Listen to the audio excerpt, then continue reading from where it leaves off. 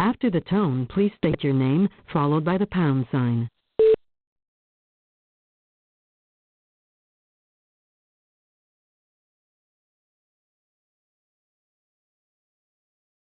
You are being placed into conference in muted mode.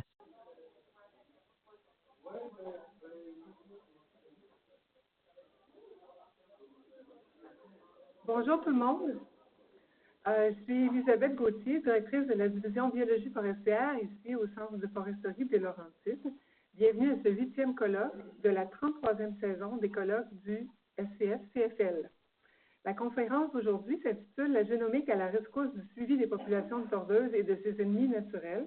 Elle est diffusée aux intervenants du secteur forestier simultanément dans plusieurs sites à travers le Québec. C'est avec grand plaisir que je vous présente nos conférenciers Michel Cusson et Philippe Tanguay, tous deux chercheurs au Centre de foresterie des Laurentides du Service canadien des forêts de Ressources naturelles Canada. Michel Cusson est spécialiste de la génomique des insectes et professeur associé au département de biochimie, de microbiologie et de bioinformatique de l'Université Laval. Il a développé un intérêt pour l'entomologie lors de son passage à l'Université de Sherbrooke, lors de son bac, et a fait une maîtrise dans cette discipline en biologie, c'est-à-dire à l'Université Simon Fraser, puis un doctorat à l'Université Laval avant de compléter un stage postdoctoral à l'Université de Toronto sur l'endocrinologie des insectes, c'est-à-dire l'étude de leurs hormones. Ses travaux actuels portent sur les interactions hôtes-parasites, la virologie et la génomique des insectes. Michel cherche entre autres à développer des outils d'identification de ravageurs exotiques et à identifier des gènes qui pourraient être ciblés par de nouvelles stratégies de lutte antiparasitaire.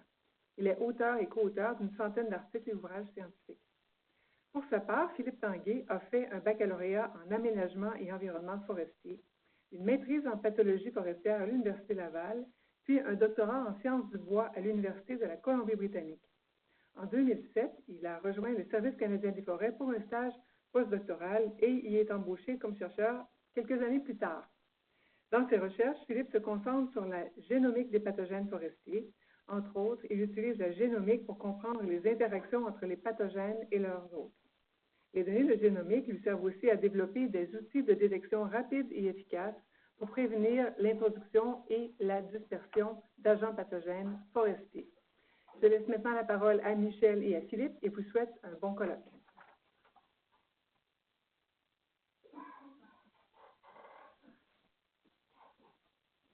Merci, Elisabeth. Vous m'entendez bien? Oui. Donc, bonjour à toutes et à tous.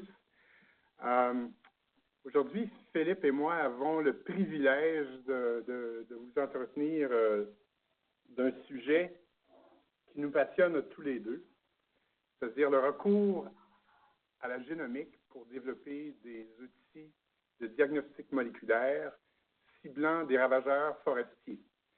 Et plus précisément, aujourd'hui, on va vous parler d'outils utilisés pour le suivi des populations de tordeuses et bourgeons d'épinettes et de ses ennemis naturels. Donc, dans un premier temps, je vais vous donner une brève introduction et puis après ça, je vais passer la parole à Philippe qui va vous parler du premier volet, donc le suivi des outils pour le suivi des populations tordeuses. Après cette présentation, je vais revenir vous parler du deuxième volet, le suivi des ennemis naturels de tordeuses. Donc, je pense que j'apprends rien à personne dans la salle ici aujourd'hui en vous disant que la TBE, la tordeuse de bourgeon d'épinette, est le ravageur le plus redoutable des forêts de l'Est du Canada. En effet, c'est un insecte qui est responsable pour, on estime, environ 40% des pertes attribuées aux insectes et aux maladies à chaque année dans les forêts du Canada. Donc, la tordeuse est en fait une petite chenille à l'état larvaire qui raffole vraiment des bourgeons de sapin baumier, d'épinette blanche, les deux espèces de prédilection. Donc, les bourgeons qu'elle va dévorer et puis éventuellement détruire. Elle va, avec des fils de soie qu'elle va tisser, elle va finir par finalement tordre les bourgeons. D'ailleurs, je pense que c'est de là que vient le nom de tordeuse. Donc, à la fin de son développement larvaire, elle va entrer en phase de métamorphose, former une chrysalide, éventuellement un papillon va en émerger, le cycle va recommencer. Donc, à la suite de plusieurs années successives de défoliation, on va observer ou bien la mortalité des arbres affectés, un peu comme on le voit ici sur cette photo, ou tout au moins des pertes importantes en volume de croissance. Donc, la tordeuse a une aire de répartition qui vraiment couvre une bonne partie du Canada puis un peu le nord-est des États-Unis. Donc, elle va vraiment d'un océan à l'autre. Et puis, un peu partout sur son aire de répartition, il peut y avoir des épidémies qui vont nécessiter des interventions avec insecticides. Cependant, c'est vraiment dans l'est du Canada qu'historiquement, les épidémies ont été les plus sévères. D'ailleurs, c'est probablement pour ça qu'on l'appelle en anglais Eastern Spruce Budworm. C'est un insecte dont les pullulations, dont les épidémies se manifestent de façon cyclique périodique, avec une périodicité d'environ 30 à 40 ans, puis chaque épidémie va durer pour une période d'au moins 10 ans. On a ici la plus récente épidémie complète, qui, au Québec seulement, a entraîné vraiment des pertes très importantes, qui sont estimées à environ 240 millions de mètres cubes dus à la mortalité, et un volume probablement équivalent dû aux réductions de croissance. Donc, ça totalise pas loin de 500 millions de mètres cubes, ce qui est vraiment pas insignifiant comme répercussion. Donc, maintenant, depuis le milieu des années 2000, on voit une nouvelle épidémie qui est en développement, qui est maintenant très avancée d'ailleurs. Avec des augmentations encore, on voit qu'en 2018, on a eu encore une autre augmentation des aires touchées, des superficies touchées par l'insecte, même si ça commence peut-être un petit peu à plafonner. Puis on a ici sur cette carte l'état de la situation en termes d'aires infestées en 2018 avec, comme vous voyez, 2 zones très importantes d'épidémie dans le Bas-Saint-Laurent et sur la Côte-Nord. Donc, comment ici au Québec, quelle est notre approche de gestion des épidémies de tordeuses? Eh bien, ce qu'on fait ici, c'est qu'on essaie de protéger le feuillage des arbres de haute valeur, des arbres matures. Et ça, on le fait en pulvérisant l'insecticide biologique BTK, Bacillus thuringiensis, variété Kurstaki. Donc, comment on prend les décisions à propos de ces arrosages-là? Bien, dans un premier temps, on commence les arrosages lorsqu'on a eu à faire une défoliation cumulative importante 2 années consécutives. Au-delà de ça, la prescription pour l'arrosage, c'est-à-dire est-ce qu'on fait un arrosage ou 2 arrosages, est basée sur la densité des larves sur le terrain. Donc, on compte les larves hivernantes à l'automne, ce qu'on appelle les larves de 2e stade ou L2, et puis on détermine qu'il y en a combien en moyenne par branche. On voit que s'il y en a entre 5 et 9, 10 et 24, ou plus de 24, on va avoir des prescriptions différentes pour les arrosages. Donc, ce sont les décomptes de ces larves qui nous préoccupent ici et puis pour lesquels on essaie de développer une méthode de décompte basée sur le comptage de gènes. C'est de ce dont Philippe va venir vous parler maintenant.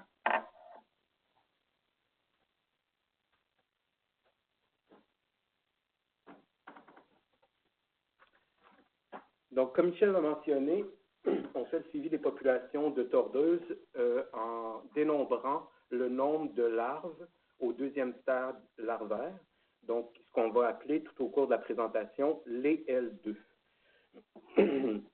En fait, il faut savoir qu'en août et début septembre, la tordeuse va pondre ses œufs, les œufs vont éclore, produire des L1 qui très rapidement vont se créer un petit cocon dans les crevasses de l'écorce ou encore des cupules de fleurs. Et puis, elles vont passer l'hiver. Ici, une très belle photo d'Alain Labrec, la petite L2 juste ici, dans son petit cocon qui est prêt à passer l'hiver. Puis, en fait, le nombre de L2 va servir à évaluer les populations. Puis, il va aussi servir à prédire le niveau de défoliation parce qu'effectivement, plus il y a de L2 qui vont hiverner sur une branche, plus il y a de larves qui vont passer à des stades larvaires supérieurs, puis plus il va y avoir de défoliation.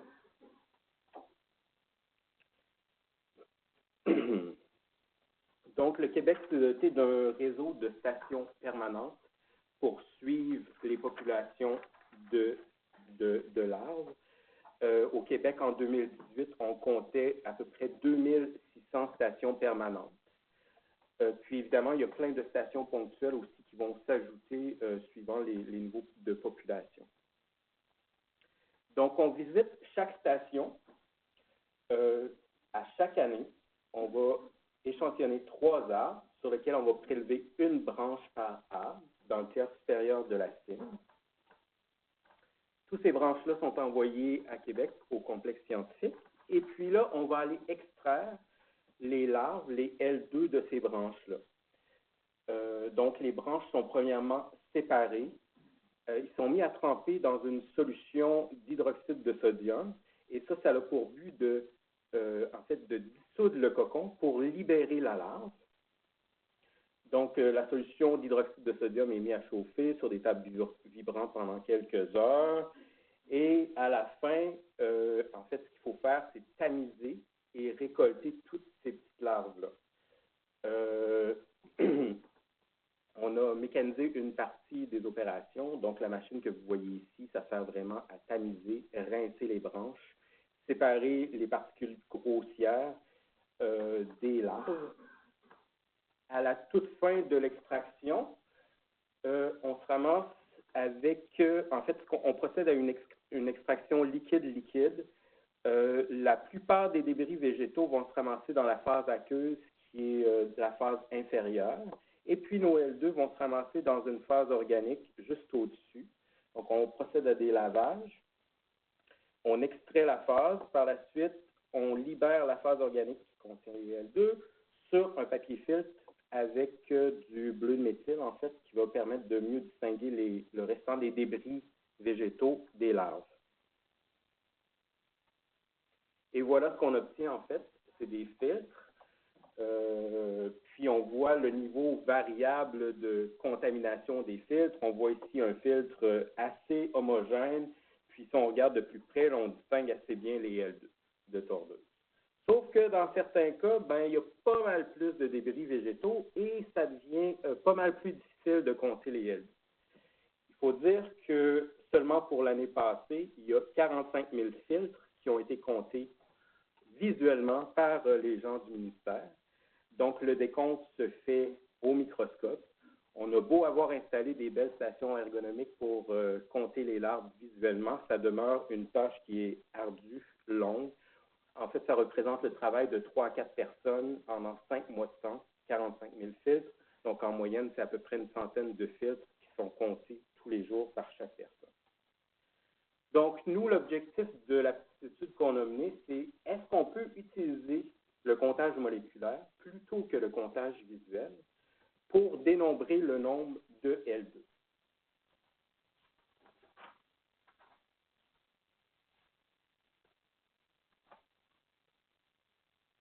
On pense qu'une fois optimisée, cette méthode a le potentiel d'être plus rapide, puis probablement aussi avantageuse économiquement, donc ça coûterait moins cher, spécialement pour le nombre d'employés là, qui serait nécessaire pour faire le décompte des larves.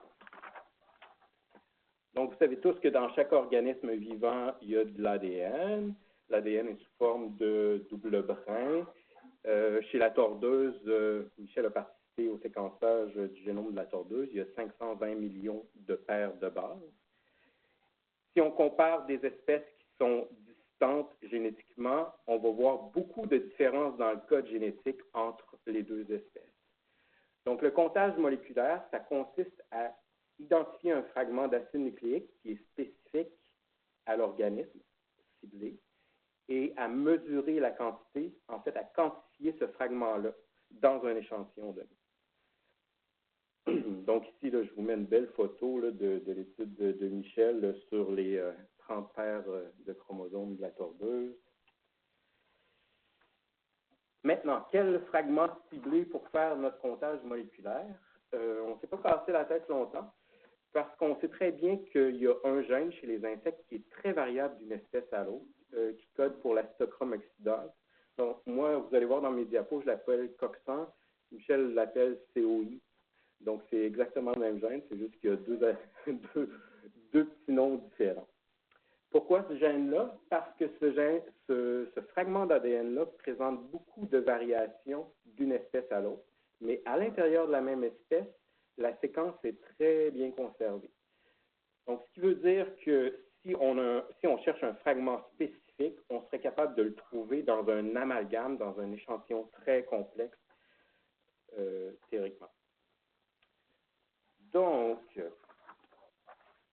afin de voir si on était capable de faire le comptage moléculaire des L2, ce qu'il fallait faire, en fait, c'est une courbe standard, c'est-à-dire de voir si le nombre de copies du fragment qu'on cherche est corrélé avec le nombre de larves. Pour ce faire, on a premièrement commencé par élever des larves en laboratoire. Donc, on a fait pondre des tordeuses sur du coton fromage. On est allé récolter les L2, puis on a fait différents paquets de L2 qu'on a mis dans des petits tubes. On a extrait les ADN et puis on a quantifié le gène COX-1 pour différents nombres de L2. Donc, vous pouvez voir qu'il y a une très forte corrélation entre le nombre de copies de COX-1 dans nos échantillons et le nombre de L2.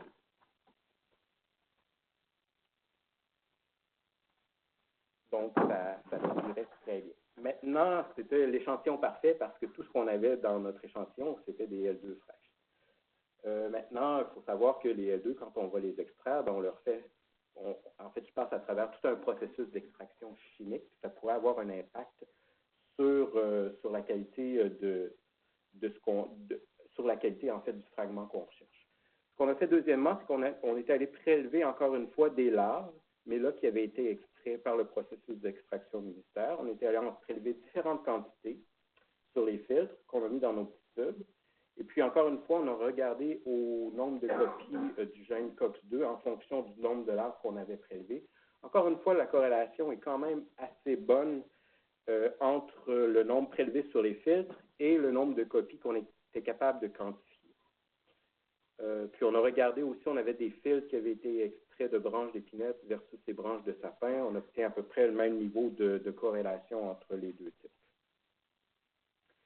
Mais ce qu'on veut faire vraiment, c'est pas extraire des larves individuellement. Ce qu'on veut faire, en fait, c'est prendre toute la phase organique, tous les larves de la phase organique, qui contient, en fait, ça c'est des échantillons, c'est la phase organique, là, c'est tout ce qu'on extrait à la fin du processus dans la phase organique. Vous pouvez voir qu'il y a des larves, mais il y a aussi beaucoup de déchets végétaux.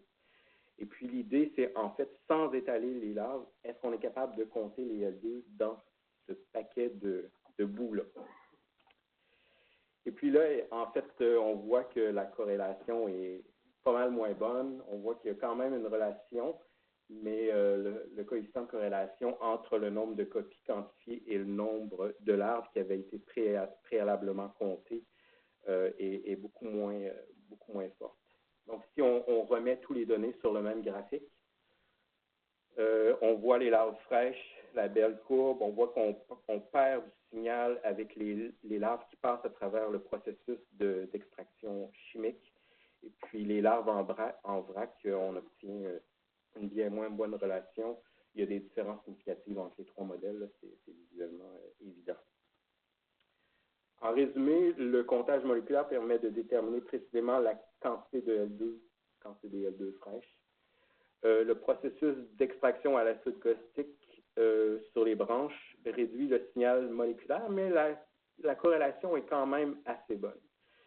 Vraiment, le principal défi, c'est d'améliorer l'extraction et le comptage des larves en vrac. On pense qu'on va y arriver. Il suffit probablement en essayant de réduire la complexité de la matrice, puis en améliorant l'extraction de l'ADN, on pense qu'on va arriver à faire un comptage assez fiable. Donc, il y a de l'avenir. Je vais repasser le micro à Michel.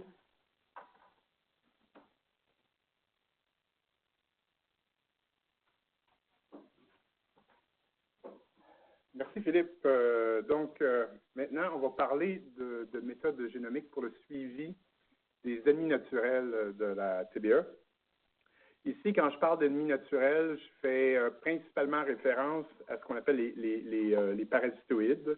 Donc, ce sont des guêpes, généralement des guêpes ou des mouches, donc des hyménoptères ou des diptères, qui, à l'état larvaire, se développent à l'intérieur de la cavité abdominale d'un insecte, dans ce cas-ci la tordeuse, pour éventuellement entraîner sa mort. Et puis, on parle aussi de différents pathogènes.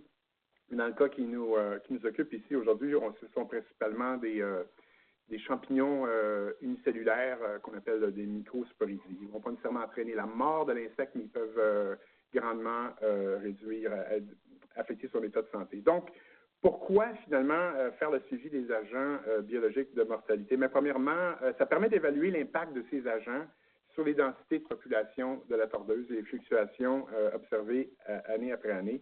Ça n'a pas nécessairement une valeur prédictive immédiate pour prendre des décisions en termes de gestion, mais ce qui est le plus important, par contre, c'est que ça permet de cerner le rôle qui est joué par ces agents dans le déclenchement et le déclin des épidémies. D'ailleurs, l'équipe de Jacques Renière, depuis plusieurs années maintenant, suit les populations de certains parasitoïdes. Puis on en a un exemple sur la diapositive ici. Il y a 3 en particulier qui ont été suivis, la Chertus, Tranosema et Axia. On peut les suivre dans le temps à l'intérieur d'une saison avec plusieurs échantillonnages au fil des ans.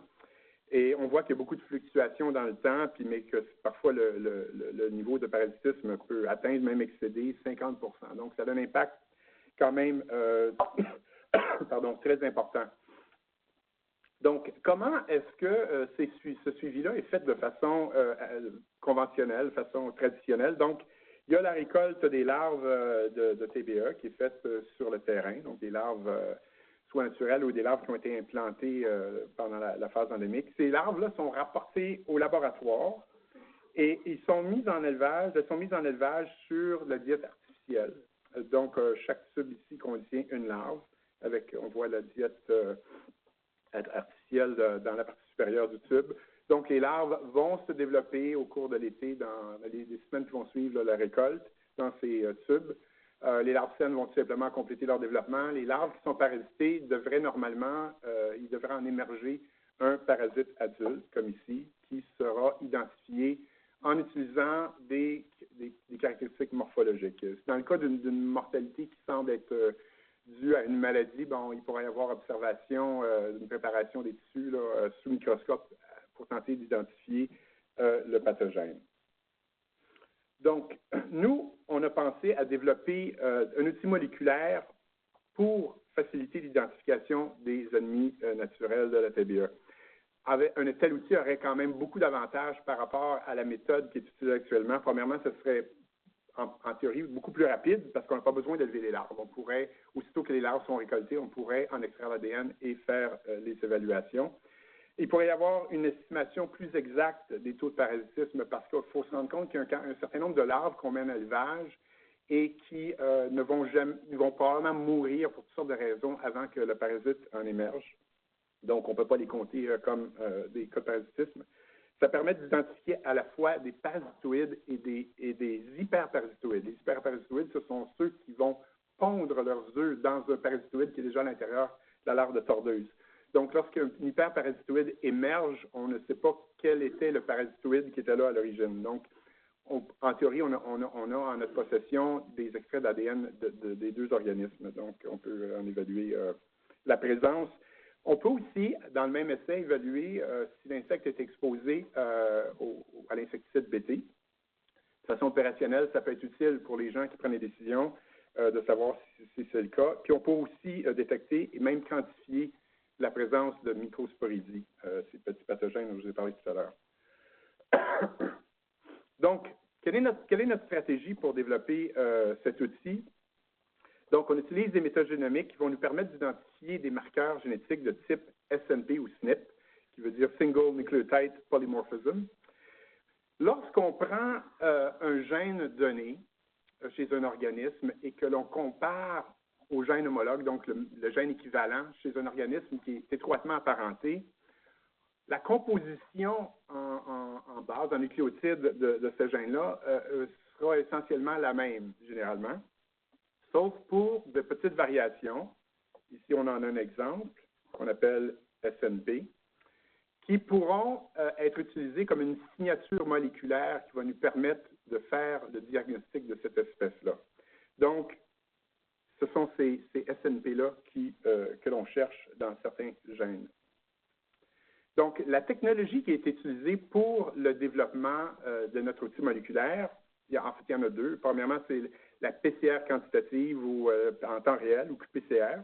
Et pour ceux parmi vous qui ne sont pas familiers avec la PCR, Polymerase Chain Reaction, en fait, ce que ça implique, c'est qu'on prend de l'ADN, double brin, où les deux brins sont intimement liés à parier, soumis à haute température pour séparer les deux brins, donc dénaturation.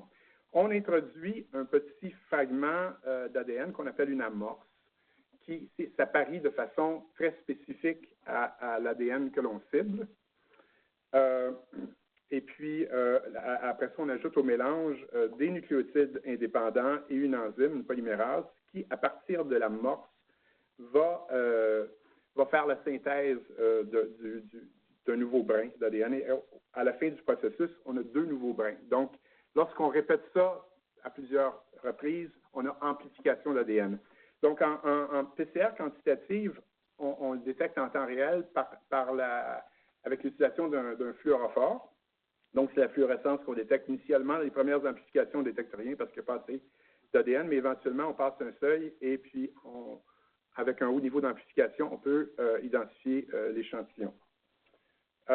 On lie à ça la technologie de Tachman qui implique l'utilisation de ce qu'on appelle une sonde moléculaire. Une sonde, en fait, c'est un petit fragment d'ADN qui s'apparente beaucoup aux amorces dont je vous ai parlé tantôt, donc qui s'apparie de façon exacte à l'ADN cible. Et il y a un fluorophore qui est associé à la sonde. Donc, lorsqu'il y a synthèse à partir de l'amorce, il y a progression ici de la synthèse. Lorsque la nouvelle molécule d'ADN atteint la sonde, il y a émission d'un fluorophore. Pourquoi est-ce que c'est utile? C'est que ça nous permet d'utiliser différentes sondes avec différents fluorophores qu'on peut détecter indépendamment à l'intérieur d'un même tube. Ici, on voit les trois fluorophores qui sont identifiés par des couleurs différentes. Donc, ça nous permet de faire ce qu'on appelle du multiplexage, faire plusieurs réactions dans un même tube. Ça simplifie le travail et ça le rend plus économique aussi. Donc, le principe de l'essai, c'est l'appariement, ce que j'appelle l'appariement discriminatoire. On peut faire la discrimination via les amorces pour la synthèse de nouveaux brins ou via les sondes. Ici, je donne un exemple où on compare, ce sont des séquences hypothétiques, mais par exemple deux parasitoïdes, un qui s'appelle Apanthelès fumiferané et l'autre Glypta fumiferané.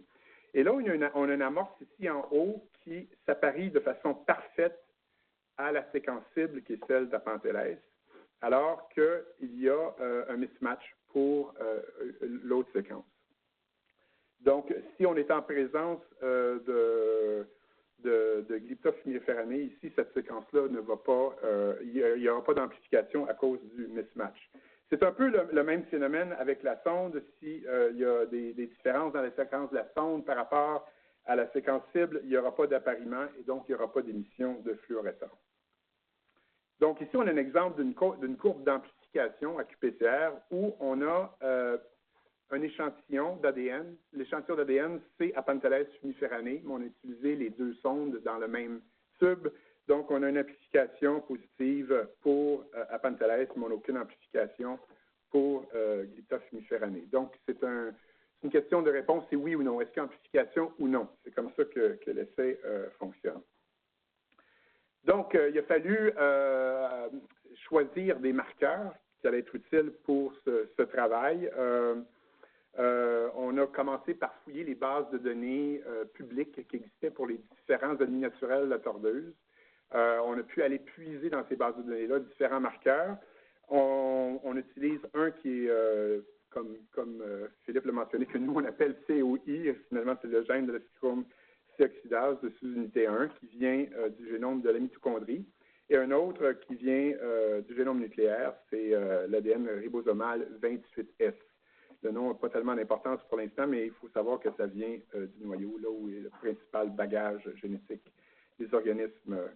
Donc, il y avait un certain nombre de séquences disponibles dans les bases de données, mais il a fallu faire beaucoup de séquençage aussi pour compléter notre base de données à nous pour aller chercher les marqueurs en question. Donc, l'outil est construit comme une clé d'identification dichotomique. Et puis, ici, vous avez un exemple que j'ai trouvé sur Internet qui est pour expliquer aux jeunes enfants comment fonctionne une clé d'identification dichotomique. Alors, on pose toujours une question. Ici, par exemple, est-ce que la bestiole a des pattes? Oui, elle a des pattes. Est-ce qu'elle a des ailes? Oui, elle a des ailes. Est-ce qu'elle est active la nuit ou non? Si elle n'est pas active, on arrive à un papillon diurne. Donc, c'est vraiment simplifié, évidemment. Bien, la clé qu'on a développée fonctionne exactement de la même façon, sauf que ce sont les signatures moléculaires des insectes qui sont utilisées plutôt que les critères morphologiques. Donc, on a ici l'essai au complet, illustré par un diagramme. L'essai comporte 4 modules différents. Le premier module, c'est, dans certains cas, ça pourrait être, étant donné que c'est modulaire, ça pourrait être le seul module que l'on souhaite utiliser si la réponse que l'on souhaite obtenir, c'est simplement de savoir si la larve est parasitée, puis si c'est un diptère ou un hyménoptère, ou si elle est infectée d'une microsporidie. Donc, d'ailleurs, dans cet essai-là, ce qui arrive, c'est qu'on demande est-ce que l'échantillon contient de l'ADN de diptère. Si oui, on peut passer à l'essai suivant si on veut déterminer quelle espèce de diptère, de quelle espèce il s'agit. Sinon, est-ce que c'est de l'ADN d'hyménoptère? Puis si oui, et encore là, on peut passer au module 3 pour déterminer de quelle espèce d'hyménoptère il s'agit. Est-ce que ça contient de l'ADN de microsporidie? Si oui, bien encore là, on peut aller au module 4, déterminer de quelle espèce il s'agit. Ou est-ce que la TBE est exposée au BT? Sinon, ben, c'est une TBE qui est relativement santé. Donc, il faut savoir aussi qu'il est possible de jouer un peu avec des éléments de ça. Puis, si, par exemple, il y a des doutes sur l'identité de la larve avec laquelle on travaille, est-ce que c'est vraiment de la tordeuse pour différentes raisons? Des fois, après toutes les manipulations, il peut être difficile de savoir de façon certaine si on a vraiment affaire à la tordeuse. Donc, il y a un de ces modules-là ici qui peut, à l'intérieur, être remplacé par un module qui dirait oui si c'est la tordeuse ou non. Donc, ici, ce qu'on a fait dans un premier temps, on a évalué le fonctionnement du premier module. Puis, dans un premier temps, on s'est dit on va se concentrer seulement sur les parasitoïdes. Donc, on travaillera plus tard sur la question des microsporidies.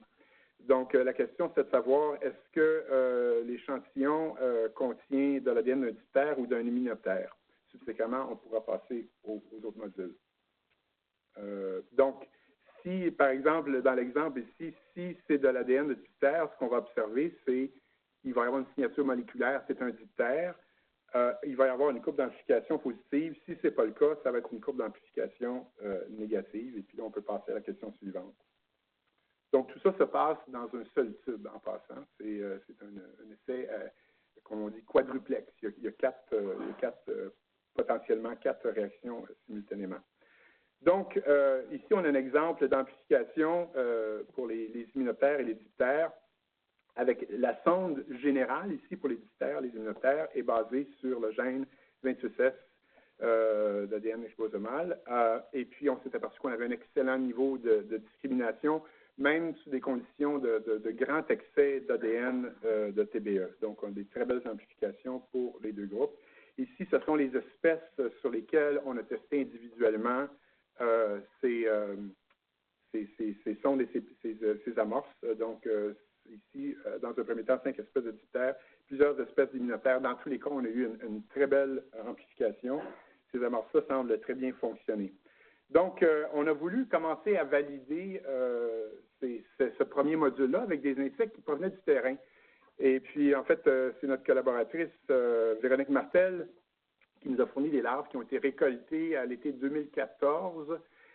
Et puis, cette récolte, on l'avait séparée en 2 blocs. Un premier bloc avait été envoyé au ministère des Forêts et de la Faune et des Parcs pour une évaluation des niveaux de parasitisme par la méthode traditionnelle. L'autre moitié, elle avait été conservée au congélateur pour qu'on puisse éventuellement le tester avec notre méthode TACMAN. On voit ici, finalement, il y a plus de larves quand même qui avaient été analysées par la méthode traditionnelle. On voit des taux de parasitisme pour le L6, finalement, qui s'apparentent beaucoup, avec un pourcentage d'immunotère, en fait, qui est identique, des petites différences au niveau des diptères. Pourcentage de parasitisme au niveau des L4 qui est différent. C'est un peu plus faible pour la méthode Tachman. Là, il faut se souvenir, évidemment, que ce ne sont pas les mêmes larves, ce sont des larves différentes qui viennent d'un même lot. Donc, ça peut expliquer en partie les différences. Et ça peut aussi qu'il y ait des ajustements à faire dans la méthode pour augmenter la sensibilité. Puis d'ailleurs, il y a des résultats qu'on a obtenus cette semaine qui suggèrent fortement qu'il soit possible d'augmenter la sensibilité puis qu'on ait manqué quelques individus dans ce cas-là. Donc, on a aussi travaillé sur les modules 2 et 3 et initialement, on a considéré toutes les espèces de parasitoïdes qui sont connues pour, soit de façon occasionnelle, de façon fréquente, parasiter la tordeuse. Puis la liste était très longue, en fait. On s'est dit qu'on ne sera jamais capable de développer un essai pour toutes ces espèces-là. Donc, on a décidé de se concentrer sur les espèces qui sont dites fréquentes de la tordeuse. Donc, on a développé ces deux modules-là qui, pour les diptères, il y a 6 espèces. Ça se fait dans 2 tubes différents.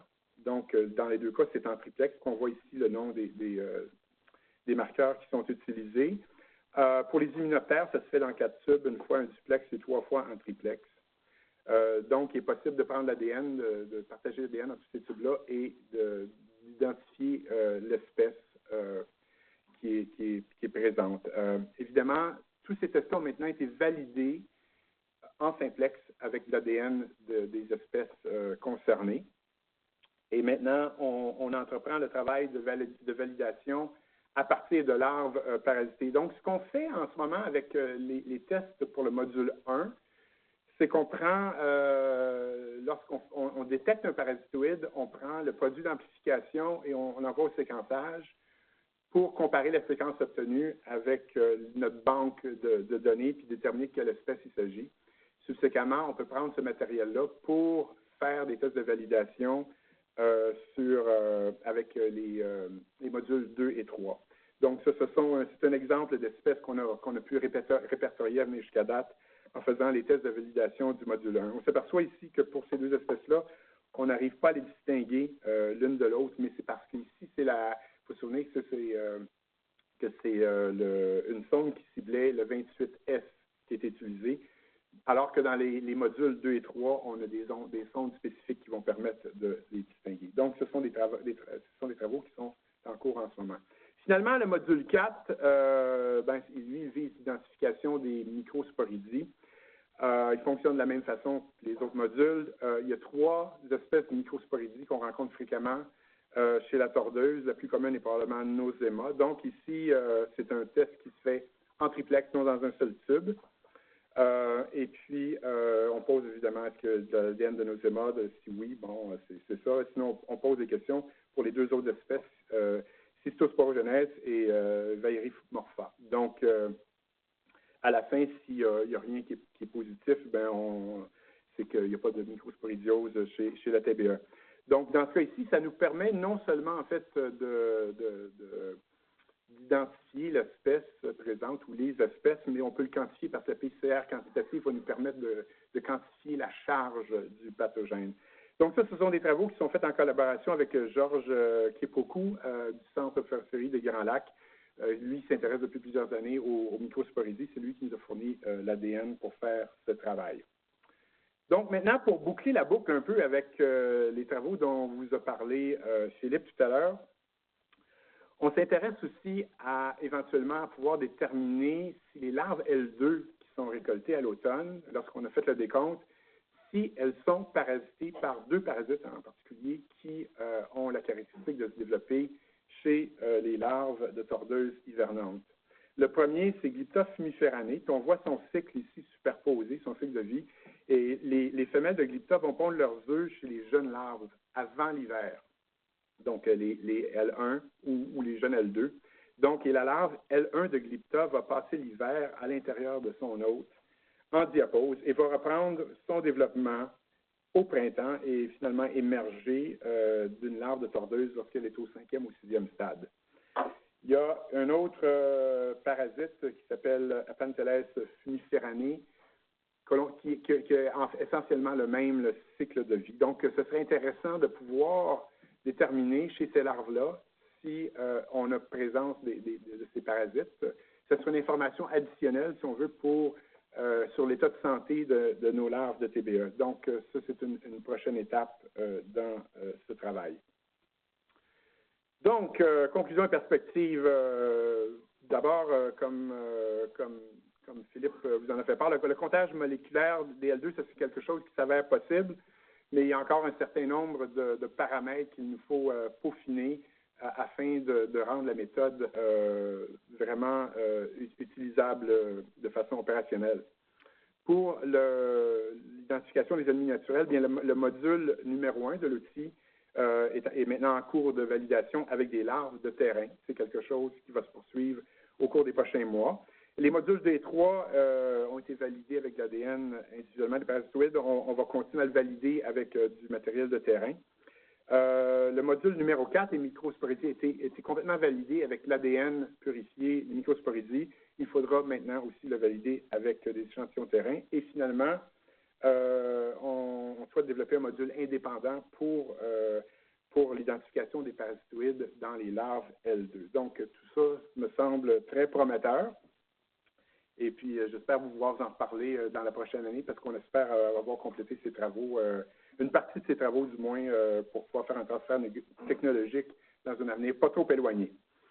Donc, en terminant, j'aimerais remercier nos équipes ici au CFL, Audrey Nizol et Don Stewart, qui travaillent intimement sur le projet de suivi des parasitoïdes, Majid Joumad, qui lui est la personne qui a fait la majorité du travail pour les comptages des L2, Paul Huron et Simon Trudeau de l'équipe de Véronique qui ont contribué à divers aspects de ce travail.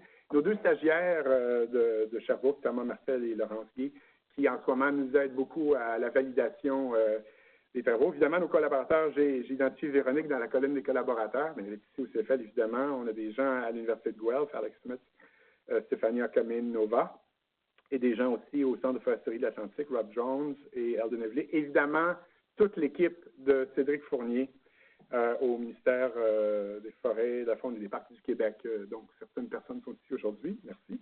Et le financement, évidemment, est provenu du programme du projet sur l'intervention hâtive de la tordeuse qui est financé par le gouvernement du Canada et le Fonds d'innovation du ministère adjoint sur le des Forêts. Merci. Si vous avez des questions, ça me fait plaisir de répondre.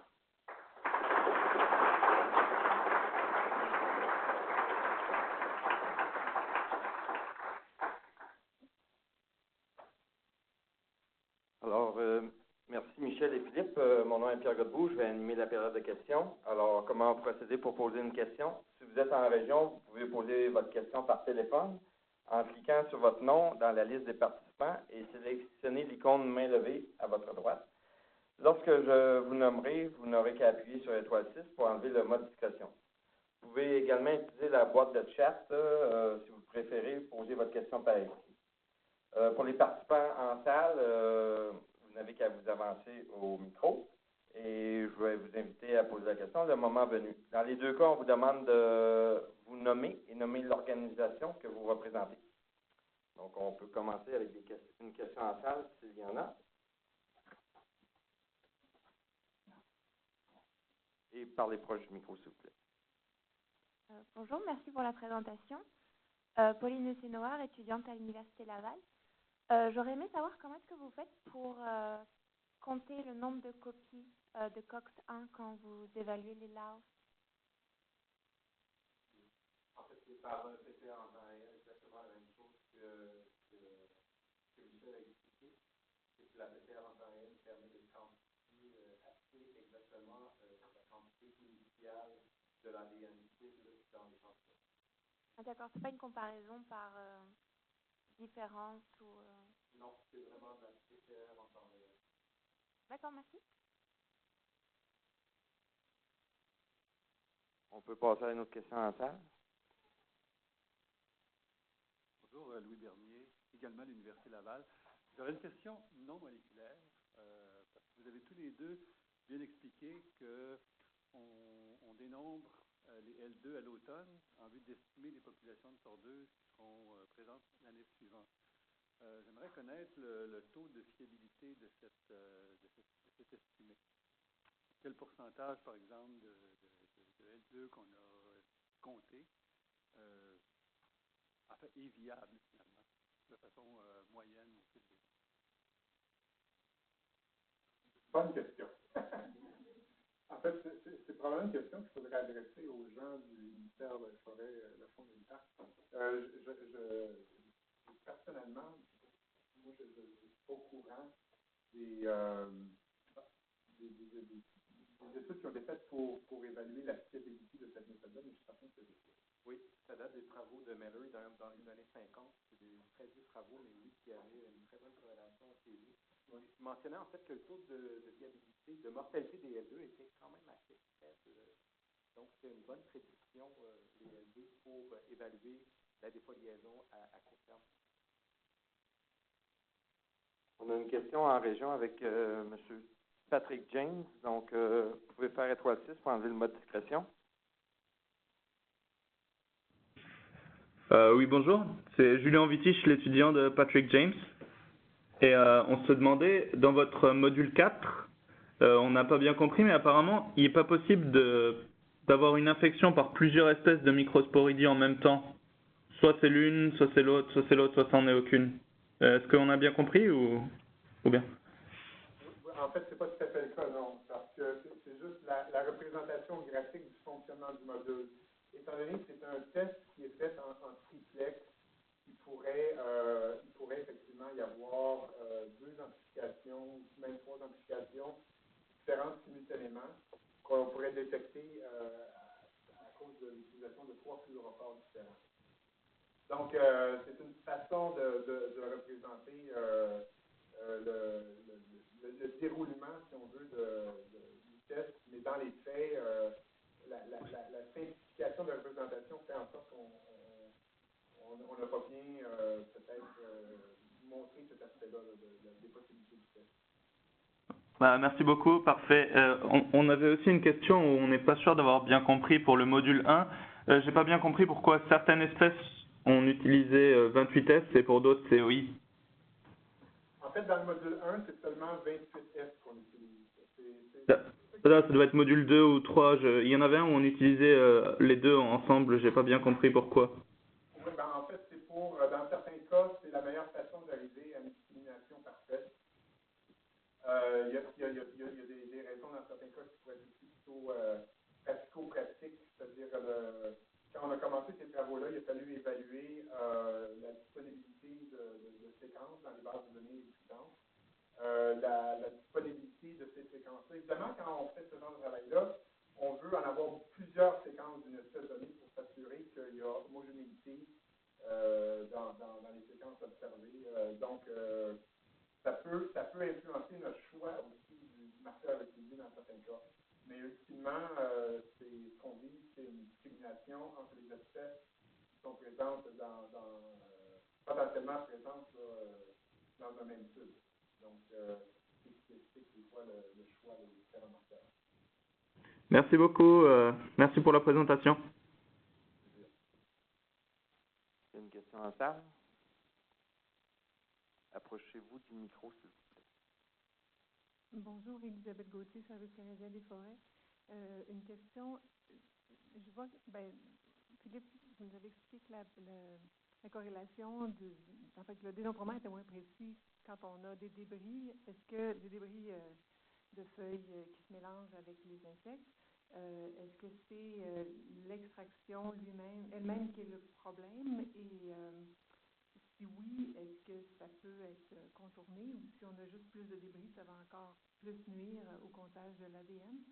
Puis, deuxième petite question, là peut-être que c'est encore, on se complique encore la tâche, mais si c'est le fait que les L2 soient levés dans la branche et qu'il faille ensuite les extraire pour les compter qui pose problème, est-ce que les tordeuses, pendant qu'elles volent encore, pourraient être dénombrées à la place des L2?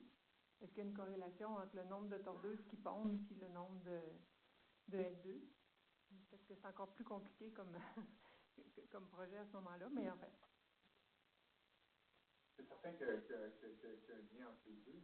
Maintenant, ça serait tout un autre. On les compte de toute façon, parce que les pièges à phéromones sont. On a un réseau au Québec très imposant aussi de pièges à phéromones, donc on suit le nombre de mâles, mais les œufs sont conduits par les femelles. Donc, c'est pas toujours le portrait que nous donnent les décomptes des mâles dans les pièges à phéromones, n'est peut-être pas aussi, probablement aussi utile en termes de prédiction que le nombre de larves que l'on retrouve réellement sur les branches. Donc, pour le comptable, on n'a pas besoin de comptage des papillons, on n'a pas besoin de biologie militaire. Ça fait assez facile.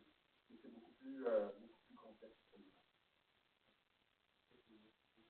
Oui, peut-être pour revenir sur ta question sur justement la perte de signal due à la qualité de l'échantillon, je pense que si met les trois coupes sur le même graphique, ce qu'on peut voir, c'est que oui, l'extraction, le processus d'extraction qui est fait présentement a un impact. Donc, on voyait une diminution du signal, mais clairement, la majorité de la diminution du signal est liée justement à tout le reste qu'il y a dans l'échantillon. Puis ça, on pense qu'on pourrait augmenter ça. Comme je mentionnais, en modifiant un petit peu l'extraction d'ADN, pas l'extraction de l'ASD, mais l'extraction d'ADN à la question, juste avant la quantification, je pense qu'on pourrait améliorer grandement et faire lever cette courbe-là qui s'approcherait de la courbe qu'on a vue lorsqu'on a prélevé en fait les aussi, pour nous faire, je parlais avec Louis Morneau il n'y a pas longtemps, on disait qu'il travaillait en ce moment à améliorer la méthode pour réduire la quantité de débris qui se retrouve sur le filtre à la fin. Et puis aussi, cette année, les dernières séries de tests qu'on a fait, il y a une centaine de filtres, ils ont pu faire le comptage manuel et les laver immédiatement après le comptage. Je pense que ça, puis nous, on a pu travailler avec ce matériel-là plutôt que d'aller prélever les larves sur les filtres. Mais parce que le travail ne pouvait pas être fait immédiatement, ce qu'on a fait, c'est qu'on a ajouté de l'alcool à ces échantillons-là pour avoir une concentration de près 70%. Mais il reste, à la fin de l'extraction, une trace d'alcool. Donc, cet alcool-là peut avoir un effet inhibiteur sur la réaction de PCR. Donc, c'est certain qu'ultimement, la méthode qui va utiliser de façon opérationnelle va éliminer cette étape-là de l'alcool. Si on le refait à l'automne prochain, le lavage, ça sera à l'eau strictement, puis les échantillons seront traités immédiatement. Je pense qu'on risque d'améliorer considérablement le niveau de détection. On va passer avec une question en salle. Bonjour, Jean Birubé, Service canadien des forêts. J'aimerais revenir sur le sujet de la courbe. Des belles courbes, corrélées à 99%, mais quand on regarde la courbe, on voit que la variation pour chacun des points est de 2 ordres de grandeur là, que si je ne me trompe pas, ça veut dire 100 fois. Le cox c'est lié à la grosseur de la larve, finalement. C'est peut-être ce qu'on voit, les larves n'ont pas toutes la même grosseur, et une grosse larve va avoir plus de cox qu'une petite larve. Et selon le graphique, j'ai cru voir qu'il y avait une variation de 100 fois dans la grosseur que pouvaient avoir les larves. C'est lié au cox. Puis bon, qu'est-ce qu'on peut y faire? Vous avez la chance d'avoir séquencé le génome de la tordeuse. Voyez-vous qu'il pourrait y avoir d'autres gènes qui seraient indicateurs de la tordeuse, mais qui seraient moins liés au poids de la tordeuse, donc qui enlèverait qui permettrait le comptage sans avoir le nombre de tordeuses. En fait, c'est toujours une balance entre la sensibilité de l'effet, parce qu'effectivement, l'avantage d'utiliser la coque, c'est qu'on a plusieurs mitochondries. Chaque mitochondrie, en fait, on a jusqu'à entre 100 et 1000 mitochondries par cellule. Il y a plusieurs cellules dans une larve de tordeuse, puis il y a plusieurs génomes mitochondriales à l'intérieur d'une mitochondrie. Ce qui fait que ça nous prend très peu de matériel initialement pour être capable de le détecter. Donc, ce que je vous montrais, une larve de tordeuse, on va trouver en fait 100 000 copies de coque. C'est sûr que si on prend un gène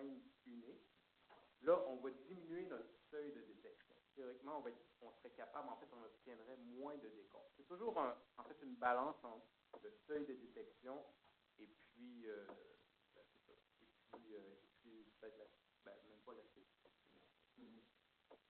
L'autre élément dans ça, c'est que l'ADN à l'intérieur de mitochondrie est plus stable que l'ADN à l'intérieur du noyau. Donc, si on pense à tous les traitements qu'il y a là, en fait, quand on regarde la première courbe que Philippe a présentée, on regarde les larves saines, on s'aperçoit que d'une larve à l'autre, il y a une variabilité quand même très faible sur le nombre de copies.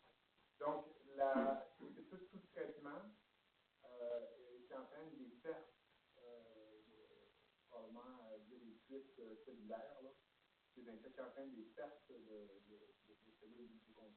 C'est probablement ça qui entraîne la variabilité. C'est pas vraiment étonnant parce que même si on regarde les filtres sur lesquels on voit les larves extraites, ben il y a bien des larves qui manquent un bout de corps, là, donc on s'attend à ce qu'il y ait moins de cellules, donc moins de signal, moins de copies.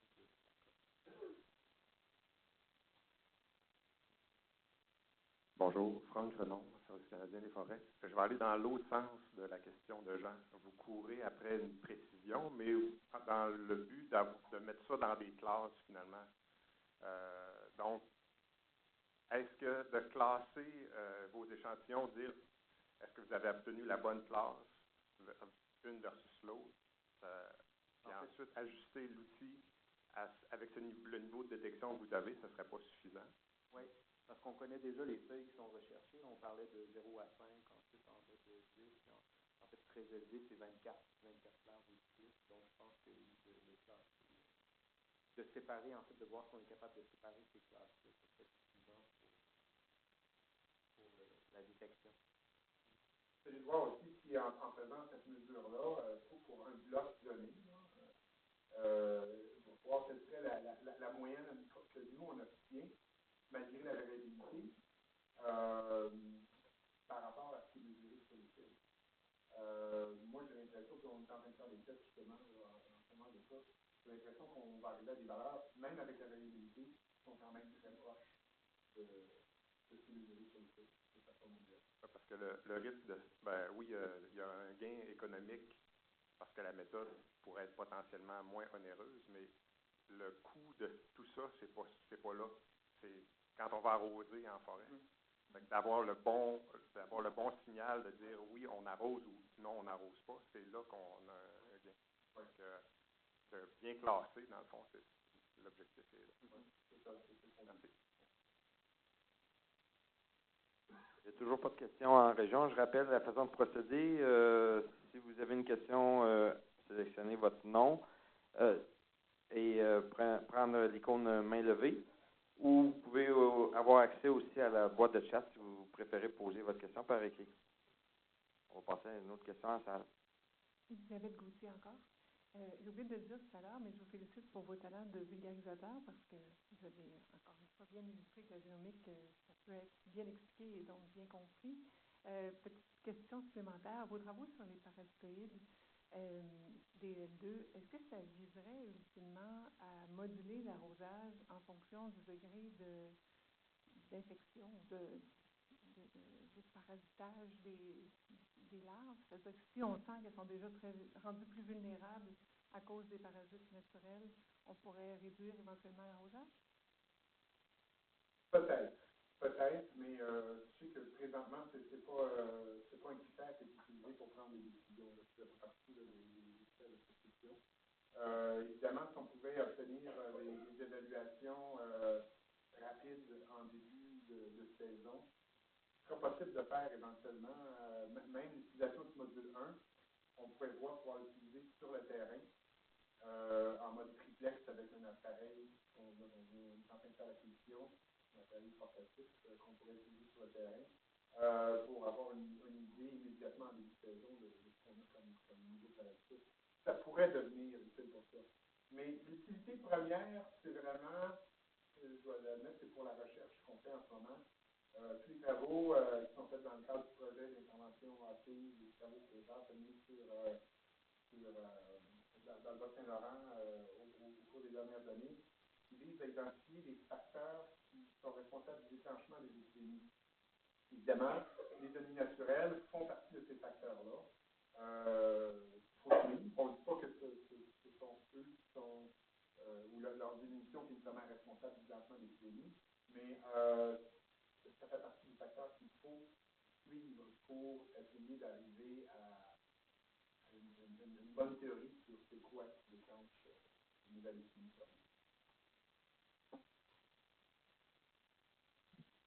Ma question revient un peu sur la précédente. Comme on l'a vu dans votre premier graphique, l'épidémie actuelle va nulle part, elle plafonne même. Elle est 8 millions d'hectares à comparer à ce qu'on a eu la dernière fois, 32 millions d'hectares. Finalement, quand on regarde à l'échelle canadienne, quand on regarde une carte de la tordeuse, il faut pratiquement une loupe pour voir où elle est actuellement. C'est pratiquement un non-événement comparé à toutes les épidémies précédentes. Puis en 2040, on va pas sûr qu'on va parler d'épidémies précédentes tellement elle va être considérée petite historiquement. Selon vous, quel est le facteur que ça plafonne actuellement? C'est-tu la météo, la structure de la forêt qui a changé depuis la dernière épidémie ou justement tous les agents de biocontrôle sur lesquels vous travaillez? Quand tu mets ces trois facteurs-là, pourquoi, d'après vous, là, ça plafonne? Là? Moi, je ne suis vraiment pas l'expert de répondre à cette question-là, mais c'est certain que les changements dans la structure des peuplements forestiers, on pense qu'elle a un impact important. Il y a les changements climatiques pourraient avoir un rôle à jouer dans ça, la façon dont on gère les épidémies. Mais pour moi, ça demeure une question ouverte. L'épidémie n'est pas finie. On ne peut pas dire que c'est une épidémie insignifiante. Sur la côte nord, c'est l'épidémie la plus sévère qu'on n'a jamais vue dans cette région-là du Québec. Donc, je ne sais pas, il y a peut-être Christian ici qui pourrait nous fournir des réponses plus en fait, je pense que ça demeure une question ouverte. Qu'est-ce que ça pense, Christian? Il faudrait prendre le micro, Christian, si tu veux partager ton information. Merci. Je ne sais pas si je dois dire merci à Michel. Effectivement, l'épidémie ne se déroule pas du tout de la même façon que la dernière. C'est Jacques, en fait, qui serait l'expert pour répondre à cette question-là. Mais l'épidémie, quand même, a commencé dans l'Outaouais dans les années 92-93. C'était très, très, très petit. Ça n'a pas irrité, ça n'a jamais atteint l'ampleur de la dernière épidémie parce qu'il y a eu énormément de mortalité causée par la tordeuse lors de la dernière épidémie. Donc, effectivement, dans l'ouest du Québec, la structure de la forêt, la composition de la forêt a changé beaucoup, de sorte que les forêts sont beaucoup plus jeunes, donc moins vulnérables à la tordeuse, beaucoup plus de présence feuillue, favorable à beaucoup d'ennemis naturels, des parasitoïdes dont Michel a parlé, qui ont besoin d'un autre alterne pour compléter leur développement. Donc, tout ça fait en sorte qu'il y a eu beaucoup moins d'impact dans l'ouest du Québec. On a été quand même surpris de l'avoir transférée sur la côte nord, sans nécessairement qu'elle affecte la réserve faunique des Laurentides, qui historiquement a subi 9 épidémies, et où il y a beaucoup, beaucoup de sapins. Donc, l'hypothèse du changement climatique est toujours là. Comme Michel le disait, c'est l'épidémie la plus sévère sur la côte nord qu'on a connue. Donc, je pense que c'est une multitude de facteurs. On ne peut pas cibler un seul facteur qui explique pourquoi on a cette situation-là maintenant.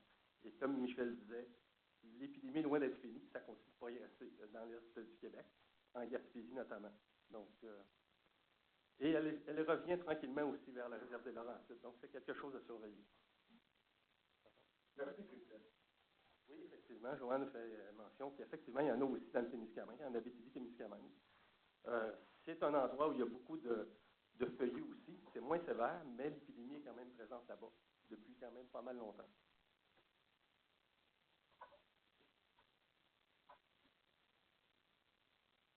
Une autre question en salle?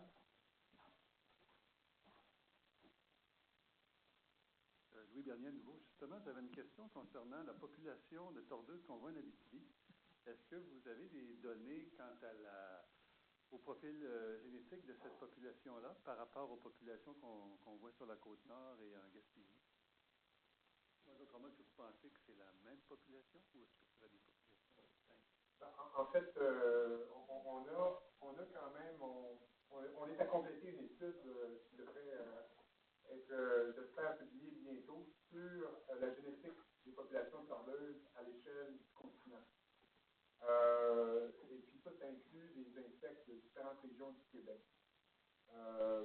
Et évidemment, de toutes les régions qu'on a de répartition jusqu'en Alaska. Il est quand même assez difficile de distinguer les différentes importances au niveau de la structure génétique des populations tordeuses. Ce qu'on voit, c'est qu'il y a 3 grandes métapopulations au Canada, et puis qu'il y a des barrières au flux génique entre chacune de ces 3 grandes métapopulations. Le Québec, l'Ontario et les Maritimes font partie de la métapopulation de l'Est. On voit des différences un petit peu à l'intérieur de cette population-là, surtout lorsqu'on se dirige vers l'Est et vers le Sud. C'est une population isolée ici en Virginie occidentale, qui elle est assez... en fait, elle appartient quand même à cette grande métapopulation-là, mais elle est plus pure d'une certaine façon. Évidemment, en utilisant d'autres approches dominantes, on peut réussir à la distinguer des autres. Mais c'est difficile en ce moment de dire s'il y a des différences vraiment notables entre les populations, par exemple, de la Abitibi et celles qu'on trouve au Québec. Mais évidemment, les méthodes qu'on utilise pour le génotypage, le genotyping by sequencing, ne couvre pas le génome au complet. On sait que c'est une méthode qui permet d'échantillonner quand même une portion importante du génome, mais pas le génome au complet. Peut-être que si on échantillonnait le génome au complet, qu'on réussirait à détecter plus de subtilité, si on veut, là, dans la structure génétique, mais pour l'instant, on ne peut pas s'avancer sur la différence entre ces populations-là au Québec.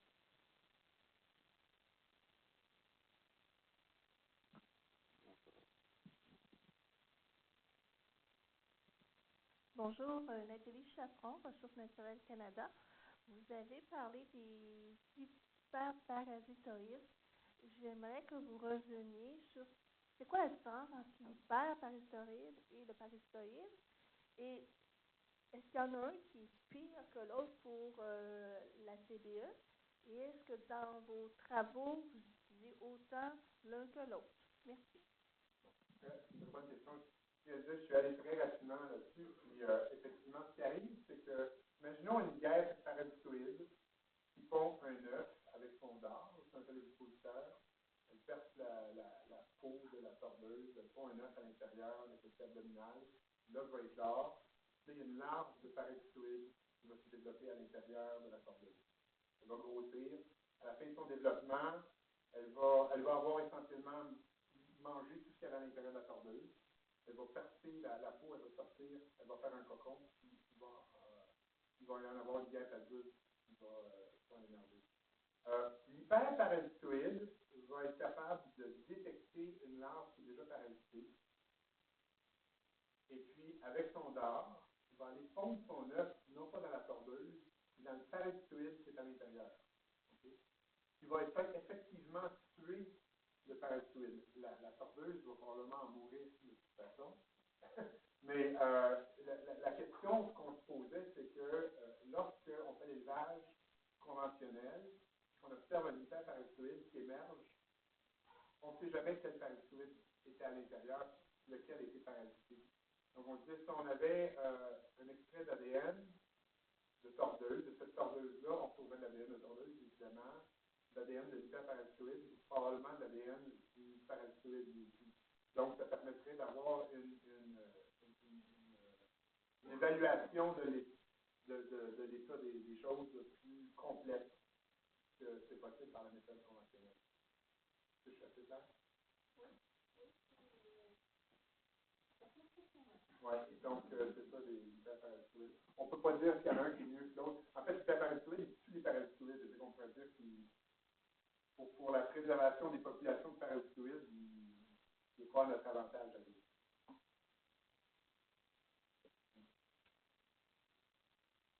On va avoir notre question en salle. Pauline à nouveau. Juste par curiosité, je me demandais si, à votre connaissance, il y avait de l'hybridation entre différentes espèces de tordeuses, enfin avec des espèces proches ou des sous-espèces éventuellement, ou est-ce qu'elle est tellement spécifique, ou est-ce que son cycle de vie ne lui permet pas ce genre de choses? On sait, la tordeuse des bourgeons d'épinette, Coryxinora finisterana, fait partie d'un complexe d'espèces qu'on appelle le complexe de Coryxinora finisterana.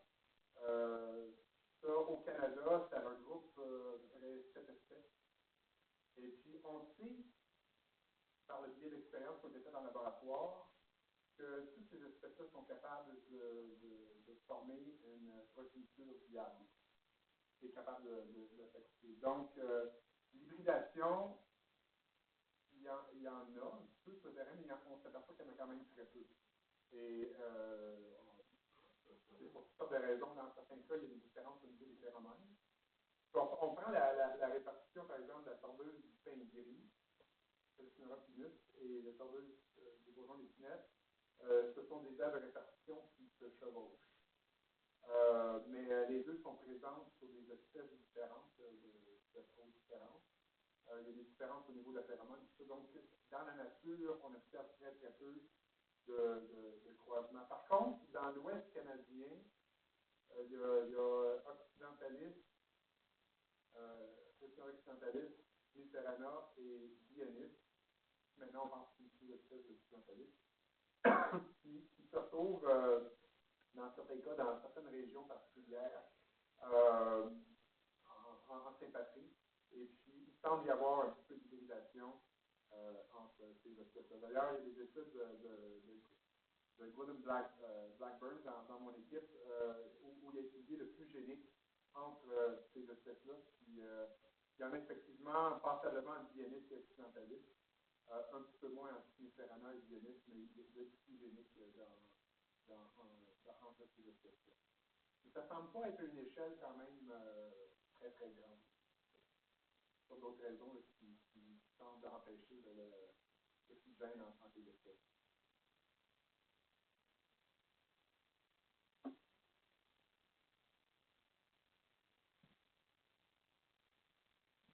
Je vais peut-être revenir sur la question d'Elisabeth tantôt concernant le potentiel d'ajouter des indicateurs d'état de santé des populations au niveau des L2.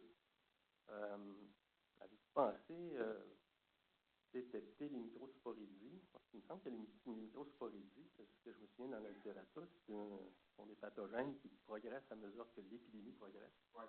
Ils deviennent de plus en plus fréquents et qui ralentissent le développement de la tordeuse, donc qui étirent la fenêtre de disponibilité aux autres parasitoïdes, et donc qui ont des effets sous-létaux. Et éventuellement, certainement, des effets létaux, dépendamment des concentrations qu'on trouve dans les chenilles. Est-ce que de mesurer les microsporidies dans les L2, ça serait pas intéressant pour la dynamique des populations de la tordeuse, quand on suit des populations, puis pour la détection, éventuellement, pas à court terme, mais ça pourrait peut-être devenir un indicateur d'état de santé des populations très pertinent pour aider à trancher le débat des fois sur l'intervention ou non dans certains peuplements. Moi, je pense que c'est une très bonne idée. D'ailleurs, le test dont on parlait, qu'on a fait mettre au point, le cible que 2 parasitoïdes. Les 2 seuls qu'on sait qui passent l'hiver dans la tordeuse. Donc, ça serait simple, en fait, de faire ce test-là en triplex et d'ajouter une sonde générale pour les microsporidies. La question est de savoir est-ce que l'ADN des microsporidies va demeurer viable dans les larves L2. À mon avis, oui, mais c'est quelque chose qu'il faudra évaluer. Ce travail est un peu plus long haleine parce qu'il faudrait éventuellement l'évaluer chez les larves. Les larves en élevage naturel qui ne sont pas passées par le traitement pour avoir une courbe standard seulement chez les larves d'élevage. Comment ça se compare à ce qu'on voit chez les larves qui ont passé par tout le traitement jusqu'à plus. Oui. J'en profite pour mentionner, je ne l'avais pas mis dans nos remerciements, mais le travail sur les L2, en fait, c'est une idée qui avait été proposée par Elisabeth lors d'une conférence, il y a, je ne sais pas, il y a 2 ans. En fait, c'était pas exactement ça son idée au départ, Mais disons que cette idée-là, on l'a remaniée un petit peu, puis c'est devenu le projet que c'est à ce moment-là. Donc, merci Isabelle. Dernière question. Y a-t-il quelqu'un d'autre qui a une question en salle? Toujours pas en région. Donc, merci Michel et Philippe pour votre présentation, la génomique à la rescousse du suivi des populations de tordeuses et de ses ennemis naturels. Merci à nos partenaires régionaux qui rendent possible la diffusion en région. En terminant, je vous invite au prochain colloque qui aura lieu jeudi le 21 mars et qui s'intitule « Comprendre les impacts de l'aménagement forestier sur l'écologie du caribou, améliorer nos pratiques ou échouer à respecter nos engagements ». Le conférencier sera Martin-Hugues Saint-Laurent, professeur titulaire en écologie animale à l'Université du Québec à Rimouski. Merci à tous et de votre participation et bonne fin de journée.